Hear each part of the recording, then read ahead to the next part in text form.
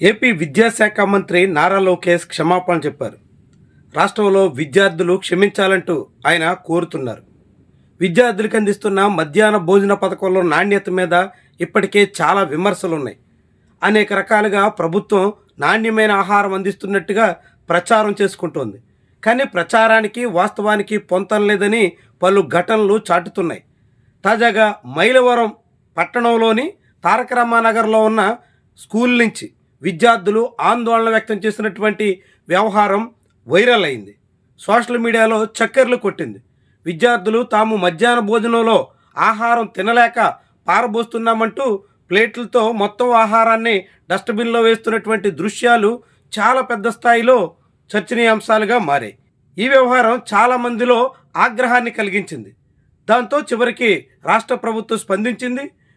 దాని మీద దర్యాప్తు చేయించినట్టుగా కూడా ప్రకటించింది.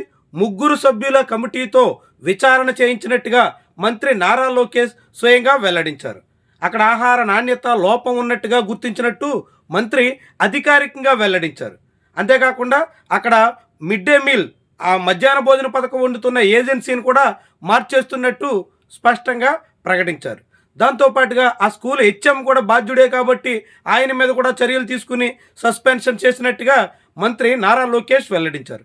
అయితే దీనికి సంబంధించినటువంటి వ్యవహారం బయట వేరే రకంగా ప్రచారం సాగుతుంటే మంత్రి మాత్రం క్షమాపణ చెప్పి విద్యార్థులకు ఇలాంటి అసౌకర్యం కలగకుండా ఖచ్చితంగా తగిన చర్యలు తీసుకుంటాం అని నారా లోకేష్ చెప్తున్నారు. కానీ తాజాగా ఆంధ్రజ్యోతి లాంటి వివిధ పత్రికల్లో వచ్చిన కథనాల ప్రకారంగా అదంతా ఒక డ్రామాగా హెచ్ఎం ప్రోత్సహించి విద్యార్థులతో ఆహారం బాలేదని రాజకీయ ప్రయోజనాల కోసం చెప్పించినట్టుగా కథనాలు వచ్చాయి. కానీ మంత్రి మాత్రం ఆంధ్రజ్యోతి వార్తకు భిన్నంగా స్పందించారు. అక్కడ తప్పు జరిగిందని అంగీకరించారు. తప్పు సరిదిద్దే ప్రయత్నంలో ఉన్నట్టు చెప్పుకొచ్చారు. మధ్యాహ్న భోజన పథకం ఏజెన్సీని మార్చేసినట్టు స్పష్టం చేశారు. హెచ్ఎం మీద కూడా చర్యలు తీసుకున్నట్టు వెల్లడించారు.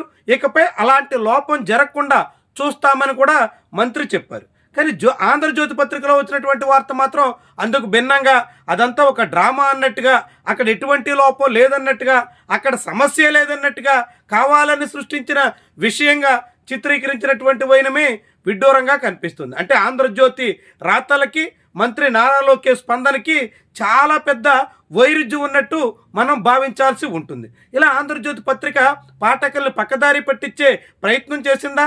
సమస్యను తీవ్రతను తగ్గించడానికి తగ్గట్టుగా అలాంటి ఎత్తులేసిందా?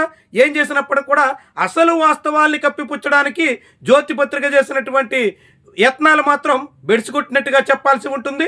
మంత్రి స్వయంగా క్షమాపణ చెప్పే పరిస్థితి రావడంతో జ్యోతి ఎంత తీవ్రంగా కృషి చేసినా అవన్నీ పూర్తిగా వృధా అయినట్టుగా చెప్పాల్సి ఉంటుంది. మొత్తం ఇకనైనా రాష్ట్ర ప్రభుత్వం మంత్రి నారా లోకేష్ మరోసారి క్షమాపణ చెప్పాల్సిన పరిస్థితి రాకుండా రాష్ట్ర వ్యాప్తంగా మధ్యాహ్న భోజనం సమర్థవంతంగా సమగ్రంగా అందించే ప్రయత్నాలు చేయాల్సి ఉంటుంది. అందులో లోపాలు లేకుండా సరిచేయాల్సి ఉంటుంది.